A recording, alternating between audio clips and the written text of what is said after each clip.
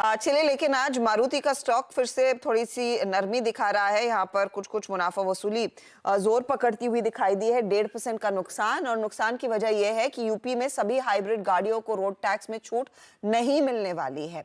महंगी हाइब्रिड गाड़ियां छूट के दायरे से बाहर रहेंगी, और महंगी यानी कि 20 लाख के ऊपर की। सूत्र हमें कह रहे हैं कि यूपी सरकार जल्द इस पर आगे और सफाई जारी कर सकती है। ज्यादा डिटेल्स रोहन से समझ लेते हैं। आने वाले कुछ दिनों में एक क्लैरिफिकेशन आ सकता है यूपी गवर्नमेंट की तरफ से।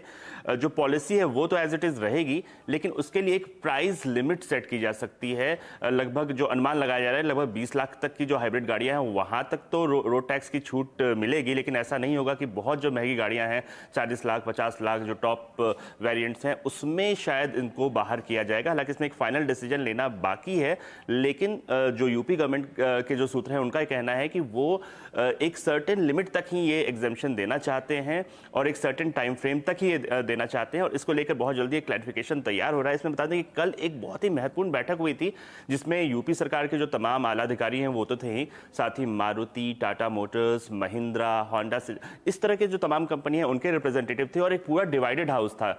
ऑटो कंपनियां एक मत नहीं थी इसमें। मारुति और टोयोटा तो बिल्कुल एक इसके पूरे फेवर में थे कि एक तरह का रूल होना चाहिए, सभी गाड़ियों पे एग्जम्पशन मिलना चाहिए, लेकिन कुछ जो टाटा मोटर्स और बाकी कंपनियां हैं उनकी तरफ से ऑब्जेक्शन किया गया कि अगर इतना आप दे देंगे तो फिर शायद आपके पास बहुत समय तक सस्टेन करने के लिए नहीं रहेगा, और जो बाकी जो प्योर ईवी का मिशन है वो प्रभावित होगा।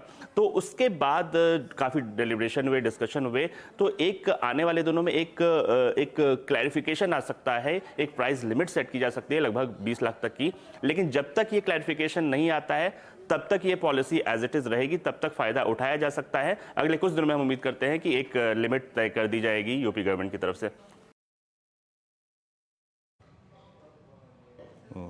शुक्रिया रोहन आपका। तो as of now I think जैसे कि कह रहे थे कि रोहन उस बैठक में बटी हुई थी कंपनी, और बटना लाजमी भी है। आई थिंक सब अपने हित के बारे में सोचते हैं, but as of now I think MNM थोड़ी सी रिकवरी मोड में है।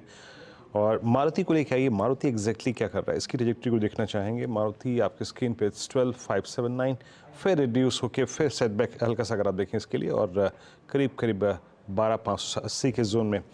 मीनवाइल अगर निफ्टी बैंक को अगर आप देखें तो इट्स आई थिंक 52311, और एक माइलेज, एक आई थिंक स्कोप जो डाउनसाइड को प्रोटेक्ट करने का क्रिएट कर रहा है कोई काउंटर, वो है एक्सिस बैंक। एक बार एक्सिस बैंक लेके आइएगा। एक्सिस बैंक आपकी स्क्रीन पे ऑलमोस्ट डे हाई की ट्रैजेक्टरी में, इट्स 1322, शानदार मूव यहाँ पर। तो बचाता हुआ निफ्टी बैंक और axis bank, but star of the day it's I think Nifty IT 38,105। चलते हैं नीरज जी के पास, और बाजार की आई थिंक ये वॉलेटिलिटी, लेकिन निफ्टी आईटी का डिसाइसिव मूव हैंड ओवर कर देते हैं नीरज जी को। नीरज जी प्रणाम।